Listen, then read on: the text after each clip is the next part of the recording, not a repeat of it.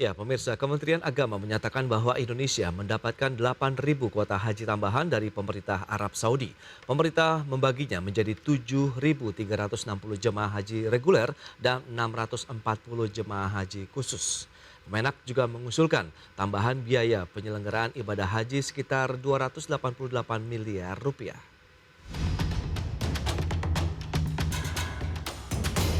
Menteri Agama Yakut Holil Kaumas mengatakan Indonesia mendapatkan 8.000 kuota haji tambahan dari pemerintah Arab Saudi. Pemerintah membaginya menjadi 7.360 jamaah haji reguler dan 640 jamaah haji khusus. Dari 7.360 kuota tersebut sebanyak 5.765 diantaranya diperuntukkan jamaah haji daftar tunggu yang telah melunasi BPIH. Sisa kuota tambahan yang belum termanfaatkan sebanyak 1.595 akan dibagi berdasarkan jumlah daftar tunggu di setiap provinsi. Sebagaimana ketentuan tersebut diatur dalam Peraturan Menak Nomor 13 Tahun 2021 tentang penyelenggaraan haji reguler. Menak juga mengusulkan tambahan biaya penyelenggaraan ibadah haji atau BPIH 1444 Hijriah atau 2023 Masehi sekitar 288,3 miliar rupiah untuk kuota tambahan haji 2023. Sebagai informasi, Indonesia tahun ini mendapatkan kuota haji dari pemerintah Arab Saudi sebesar 221.000. Kuota itu terdiri atas 203.320 kuota jemaah haji reguler dan 17.680 jemaah haji khusus. Tim Liputan IDX Channel. Baik pemirsa, untuk membahas tema kita hari ini, Indonesia raih tambahan 8.000 kuota haji. Sudah tersambung melalui Zoom bersama dengan Bapak Farid Al-Jawi. Beliau adalah Sekjen Asosiasi Muslim Penyelenggara Haji dan Umroh Republik Indonesia atau AMPURI. Ya, halo, selamat pagi Pak Farid. Selamat pagi, Assalamualaikum, salam sehat, Mas Pras. Waalaikumsalam warahmatullahi wabarakatuh Pak Farid, salam sehat juga. Ini bisa disampaikan kesiapan dari AMPURI ini untuk mensukseskan ibadah haji di tahun 2023 ini, Pak Farid, silakan. Terima kasih, Mas Pras. Kita sangat concern tahun ini adalah tahun pertama kali pelaksanaan ibadah haji setelah masa pandemi. Oke. Dengan kuota penuh 100%, bahkan sekarang ada tambahan sekitar 8.000. Harapan kami tambahan ini ya menjadi tambahan yang fix sehingga tahun depan kuotanya bisa lebih dari 17.000 begitu. Yang kedua tentang kesiapan, sampai saat ini alhamdulillah 95% jamaah haji khusus sudah menyelesaikan pembayarannya tahap kedua kepada pemerintah dan sudah ada pengembalian yang diproses oleh Kementerian Agama dan BPKH sehingga kami bisa menjalankan dengan baik. Untuk keberangkatan perdana insya Allah pada tanggal 3 Juni ya, haji khusus 3 dan 4 Juni itu keberangkatan pertama haji khusus. Kami memonitor juga di Saudi tentang persiapan yang dilakukan oleh haji khusus baik di persiapan di Indonesia dan di Arab Saudi mencapai 90% begitu Mas Pras. Baik, dengan adanya tambahan 8.000 ini kuota haji di tahun 2023, bagaimana AMPURI menyikapi ini? Menjadi suatu berkah tersendirikah begitu Pak Farid? Kalau dibilang menjadi berkah tersendiri itu benar, tapi memang ada kendala yang memang kita harus atasi bersama, yaitu dengan mepetnya waktu. Iya. Kita saat ini berharap kepada pemerintah gimana kuota haji khusus yang diberikan oleh pemerintah sebanyak 640 ini bisa terserap secara maksimal. Nah, karena untuk menyerap haji khusus kita perlu konfirmasi kepada penyelenggaranya itu sendiri dan konfirmasi kepada para jamaahnya. Kita pastikan apakah jamaahnya siap berangkat tahun ini. Jika mereka siap berangkat tahun ini dan dipastikan kuotanya memenuhi persyaratan yang usianya di atas 2 tahun.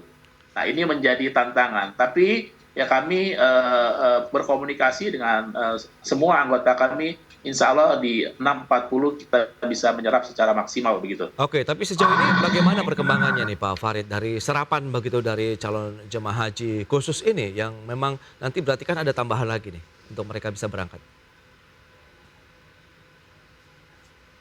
Ya, halo. Untuk serapannya, ya kita sudah informasikan dan kita menunggu dari para anggota dan para jamaah 1-2 hari ini. Jika Baik. 1-2 hari ini mereka melakukan konfirmasi bahwasannya mereka usia porsinya di atas 2 tahun, dan mereka menyatakan sanggup untuk berangkat tahun ini, maka akan kita proses. Karena kebetulan juga kemarin ada yang sudah melakukan pelunasan, ya tiba-tiba sakit, sudah melakukan pelunasan, tiba-tiba tidak mau berangkat. Nah ini juga kita siapkan porsi penggantinya. Supaya apa? Supaya apa ya? Supaya kuotanya bisa terserap maksimal begitu. Baik.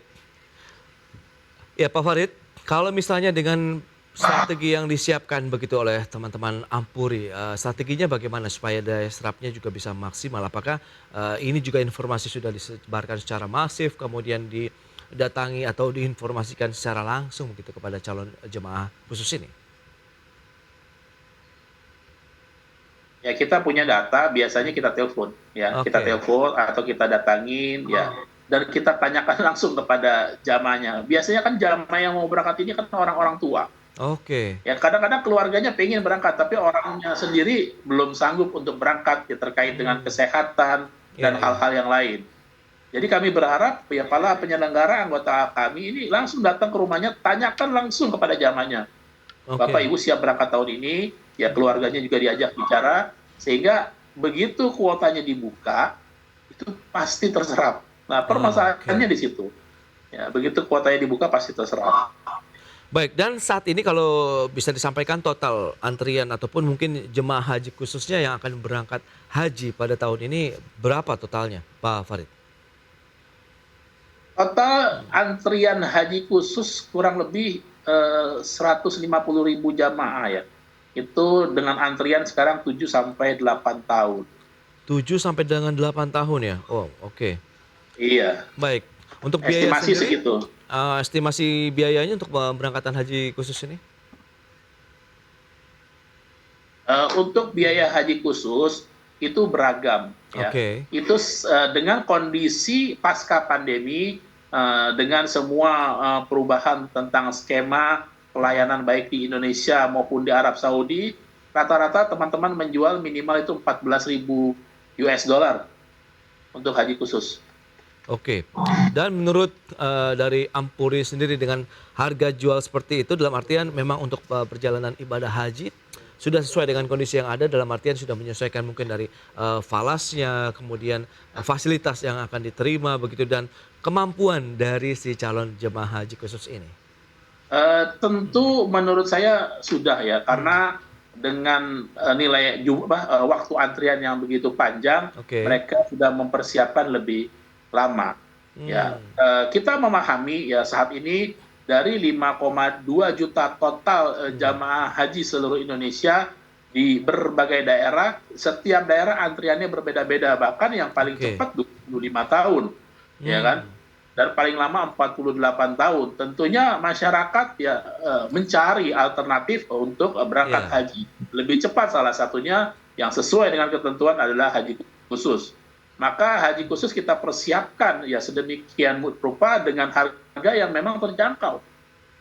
Ya, Oke. memang yang harganya terjangkau itu pun sudah termasuk ya kenaikan-kenaikan yang diprediksi ya Hmm, setiap tahunnya berkisar sekitar 4 jutaan oke. gitu. Baik, dari daerah yang mendominasi untuk perjalanan ibadah haji khusus begitu di tahun ini dari mana saja nih, Pak Farid?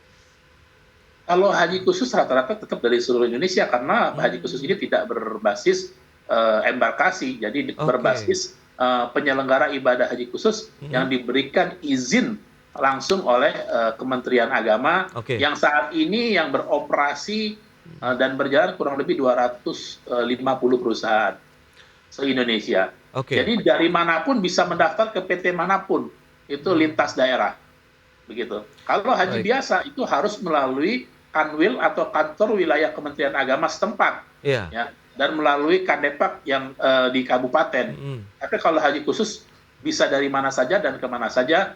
Yang terpenting adalah ya perusahaan itu memiliki izin sehingga terregister di Kementerian Agama gitu. Oke, nah standarisasi pelayanannya sendiri untuk haji khusus mungkin bisa disampaikan juga nih Pak Farid. Apakah tahun ini ada inovasi baru yang juga diberikan Ya. bagi calon jemaah haji?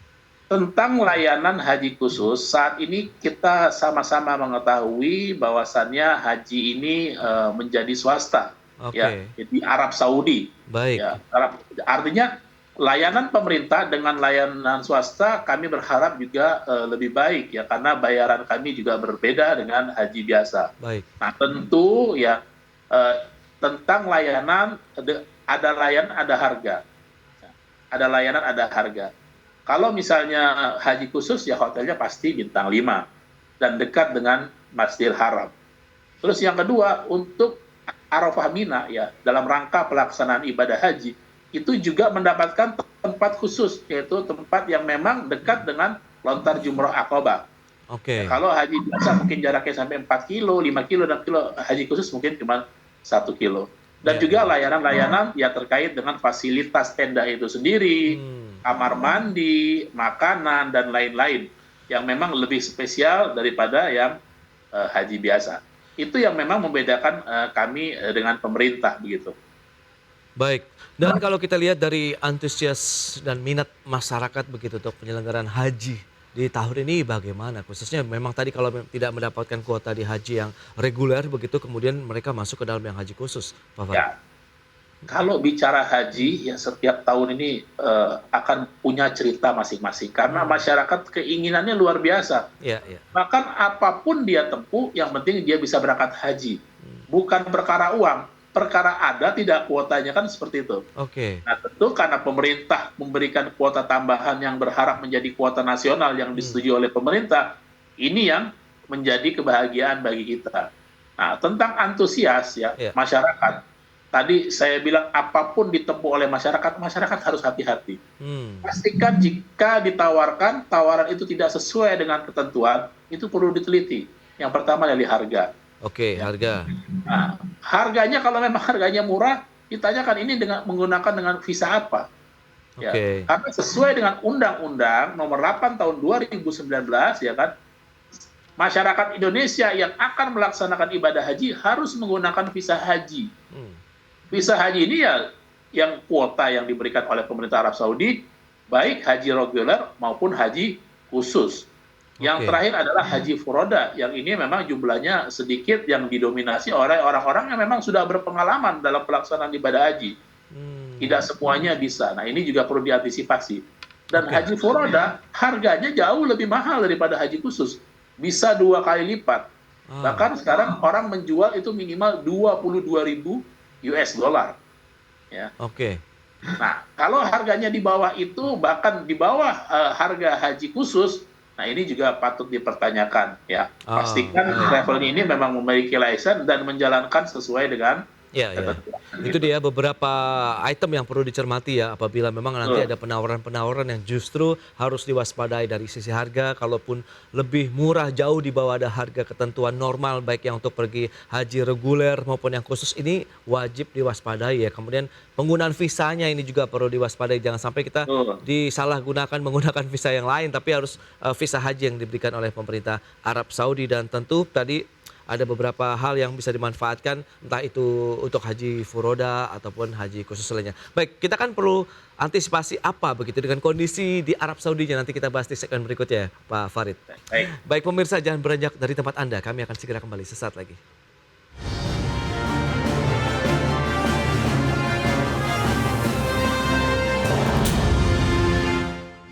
Baik pemirsa, kita lanjutkan kembali perbincangan bersama dengan Bapak Farid Aljawi, Sekjen Ampuri. Ya Pak Farid, kita akan lanjutkan kembali. Nah tadi memang persiapan sudah disampaikan di dalam negeri begitu dengan beragam kategori, beragam item yang perlu diperhatikan begitu untuk calon jemaah haji khusus dari Ampuri. Nah apa yang perlu dicermati juga dengan kondisi yang terjadi di Arab Saudi saat ini yang perlu juga, ya mungkin ada persiapan khusus bagi jemaah sendiri? Kondisi di Arab Saudi ya saat ini lumayan panas ya. Kemungkinan pelaksanaan ibadah haji ini mencapai suhunya 50 sampai 55. 55 derajat Celcius. 55 derajat. Oke. Maka kami menyarankan kepada para jamaah. Yang pertama ya adalah jangan tunggu haus. Hmm. Ya.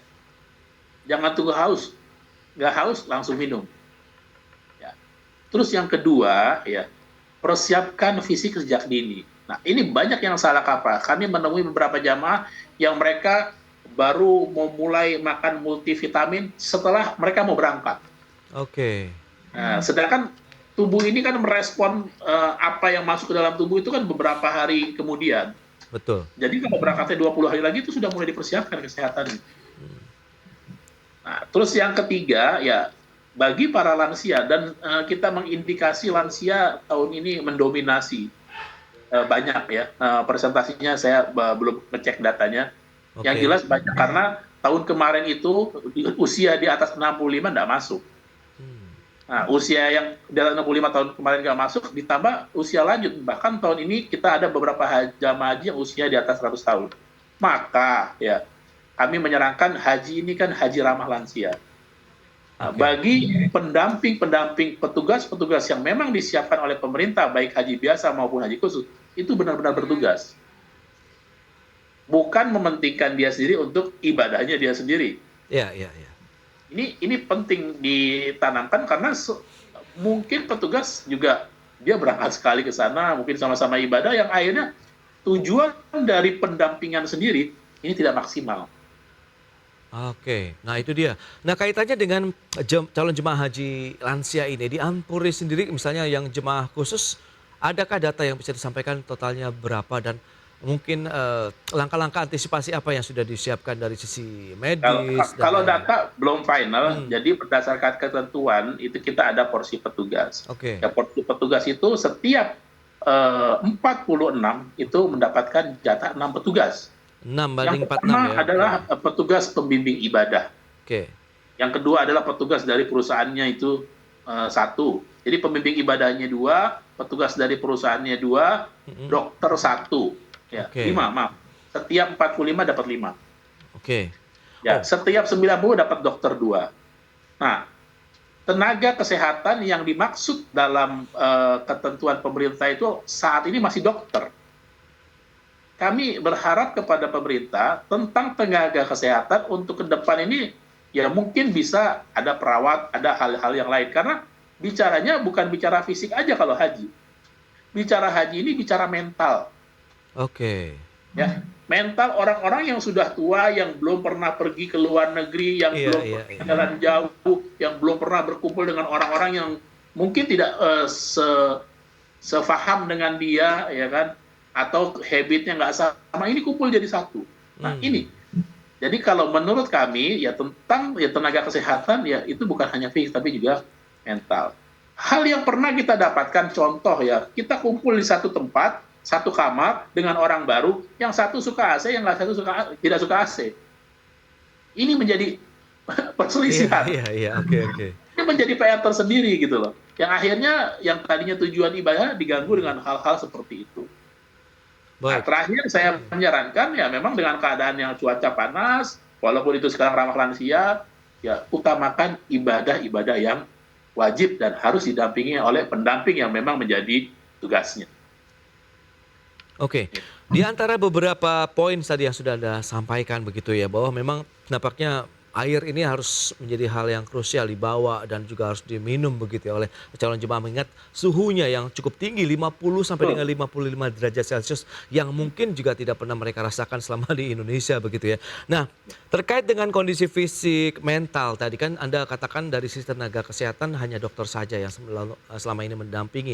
Apakah sudah ada komunikasi juga dengan pemerintah bahwa perawat ini juga memang memiliki satu peran yang cukup kuat pada saat mereka melakukan pendampingan begitu ya kepada jemaah selama di Tanah Suci? Pak Fahri? Betul, itu jadi kita mengusulkan seperti itu ya karena apa? Kita melihat penyerapan tentang tenaga kesehatan yang berbasis dokter ini agak lemah. Oke. Karena nggak semuanya dokter punya waktu dan diizinkan untuk dalam waktu panjang ya mengikuti pelaksanaan ibadah haji. Baik. Sedangkan kita memang butuh tenaga kesehatan dan saya perhatikan juga bukan hanya sakit terus diobatin, tapi perlu juga pendampingan yang tadi saya bilang secara psikologi, secara komunikasi. yang Oke. namanya pendamping tenaga kesehatan.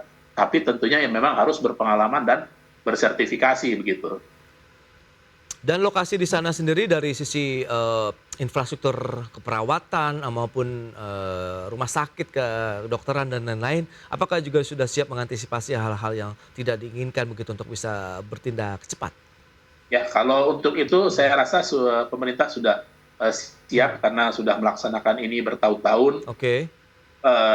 Dan secara medis ya, karena kan semuanya kita harus berdasarkan secara medis. Ya. Sedangkan orang Indonesia, mohon maaf ya kan, kalau sakit dia masuk angin, dia nggak minum apa-apa, maunya dikerok sembuh. Ya kan? Nah, Oke. hal yang kayak gini kan ini tentunya kalau di rumah sakit kan nggak mungkin. Oke. Nah, itu ya makanya saya bilang tenaga kesehatan yang memang perlu bersertifikasi dan memenuhi persyaratan sehingga bisa membantu ibadah haji. Oke. Gitu. Atau mohon maaf mungkin pijat ya kan. Ya, Mungkin ya, ya. pegal ya, kalau biasanya obat dikasih obat merek-merek tertentu untuk melemaskan otot, tapi biasanya kalau orang-orang daerah cukup dengan pijat mereka sembuh. Nah, hal-hal yang kayak gini ya memang perlu dipikirkan karena kita berbasis melayani. Ya, Nah, ya, ya. kalau melayani ya semua lapisan atau kebiasaan masyarakat harus kita penuhi gitu. Oke, lantas berikutnya Pak Farid, kelengkapan apa saja yang sudah harus disiapkan mengingat waktu keberangkatan juga sudah di depan mata begitu? Kelengkapan maksudnya Untuk mereka administrasi. berangkat, iya, administrasi dan lain-lain. Ya, secara administrasi Iya. sudah tentu ya masyarakat mempersiapkan kebutuhannya untuk di sana. Ya. Oke. Tambahan-tambahannya, terutama ya uang saku lah. Hmm. Kalau kami menyarankan uang saku bawa nggak usah banyak-banyak, secukupnya, dan kita juga berharap ya para jamaah haji ini fokusnya ibadah, jangan fokus malah memikirkan nanti saya pulang ini bawa buat tetangga ini apa. Oke. Sehingga bawa duit banyak-banyak ya kan, bahkan bela-belain untuk belanja sehingga ibadah wajibnya sendiri kadang-kadang tidak jalan. Hmm. Nah, kalau belanja atau apa itu nomor sekian lah, karena haji tahun ini haji yang berbeda. Tadi saya katakan haji tahun ini adalah haji pertama kali ya perdana setelah pandemi dengan kuota penuh. Bahkan ada tambahan 8.000. Nah, ini yang perlu diantisipasi. Kita Ya. tidak tahu, tentu kita sangka baik apa yang terjadi. Namun hal-hal yang sekiranya ya memang menguras tenaga, tidak perlu segala macam, dikurangilah. Baik. Gitu. Terakhir harapan dari teman-teman Ampuri untuk penyelenggaraan ibadah haji di tahun 2023 ini, Pak Farid. Harapannya di penyelenggaraan ibadah haji di tahun 2023 ini secara administrasi kami berharap dikerjakan lebih awal. Ya, karena sekarang sudah digitalisasi, di Oke. semua negara mereka sudah mekanismenya melalui sistem yang bisa diakses oleh masing-masing negaranya untuk pelaksanaan ibadah haji. Nah, tahun-tahun mendatang setelah pelaksanaan ibadah haji selesai, itu kita sudah mempersiapkan tentang haji tahun depan. Oke. Tidak usah menunggu jawaban dari pemerintah Saudi kuotanya ada berapa. Kan kuota sudah jelas, 50% sudah pasti lebih. Oke. Atau kuota yang ada sudah kita mapping, sampaikan ke jamaahnya dari jauh-jauh hari, Ibu sudah siap, Bapak Ibu siap, administrasinya dilengkapi lebih awal, sehingga nanti menjelang keberangkatan 1 bulan sebelum berangkat sudah siap. Oke, paling tidak setengahnya sudah ready begitu ya? Dan tengahnya sudah ready, karena ini kan Oke. sudah menjadi PR tahunan. Hmm. Ya, pemerintah juga harus menyiapkan pemondokan, skemanya seperti apa, catering, transportasi, kita juga haji khusus beritu. Hal yang terpenting adalah memastikan untuk jamaah tahun depan sudah dipastikan lebih awal. Baik. Itu dia, harus menjadi perhatian bersama begitu untuk mensukseskan penyelenggaraan ibadah haji di tahun 2023 ini. Pak Farid Aljawi, terima kasih banyak atas waktu dan terima kasih Mas Ras. Oke, terima kasih dan sampai berjumpa kembali. Ya pemirsa, 1 jam sudah saya menemani Anda dalam Market Review. Saya Prasetyo Wibowo beserta kerabat kerja yang bertugas undur diri. Terima kasih dan sampai jumpa.